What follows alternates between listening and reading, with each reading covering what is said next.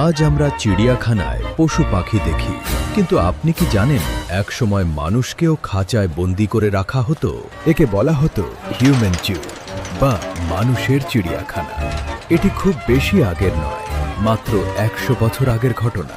Europe এবং আমেরিকার মেলাগুলোতে দূর দূরান্ত থেকে মানুষদের ধরে আনা হতো প্রদর্শনের জন্য। সেই মানুষগুলো কোনো অপরাধী ছিল না, তারা ছিল নিজস্ব সংস্কৃতি ও পোশাকে থাকা সাধারণ কিছু নিরীহ মানুষ। তাদের নিজেদের ঘর থেকে ধরে আনা হয়েছিল যাতে সভ্য দুনিয়া তাদের দেখে মজা নিতে পারে। দর্শনার্থীরা তাদের দিকে পয়সা ছুঁড়ে মারত এবং পশুর মতো ব্যবহার করত।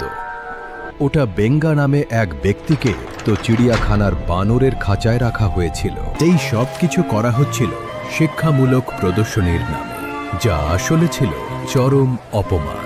সামান্য কিছু টাকা আর বিনোদনের জন্য এই মানুষগুলোর সম্মান ধুলোয় মিশিয়ে দেওয়া হয়েছিল।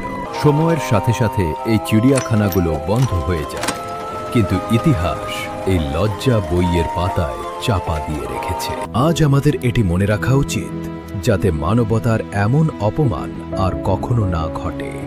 ইতিহাসের এই ককলঙ্কিত অধ্যায় সম্পর্কে আপনি কি আগে জানতেন?